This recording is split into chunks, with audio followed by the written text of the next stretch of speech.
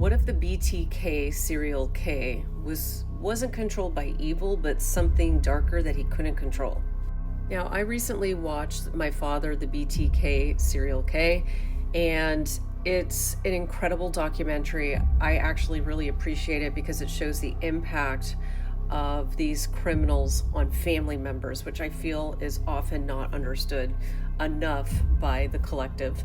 But I have a few intuitive thoughts because I am a forensic medium that has worked with law enforcement agencies, private investigators, and families of horrendous crimes like this. So I have a couple of thoughts that I thought I would share.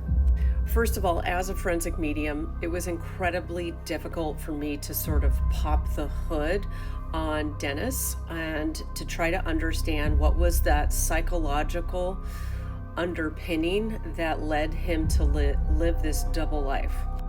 I focus on energetic psychology when I'm doing forensic mediumship. Absence of evidence is not proof of absence. So just because no credible record exists regarding what I'm going to say doesn't mean that it didn't occur. So understand it's a theory, and let's keep going. Because I just want to stay really focused that obviously the evidence always leads the path to understanding the truth, even though that interpretation of evidence can be quite subjective. Okay, so let's just get into it.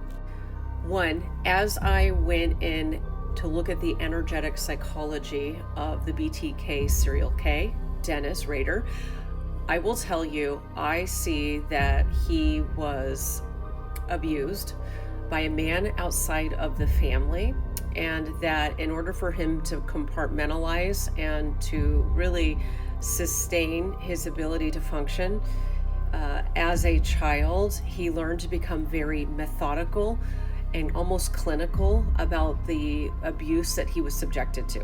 And again, there is no evidence that this is the case, and he has never shared that he was ever psychologically or physically abused by anyone.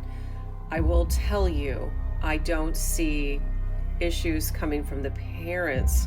I see that there was a man who was outside of the family unit that psychologically and physically abused Dennis Rader. I think that is actually his greatest shame. I also add that I suspect that the daughter might have experienced some trauma from father. I'm just going to leave it at that. You can interpret what I think by that. More importantly, I believe that there are other cases linked to the BTK. I think I'll do an in-depth video on YouTube.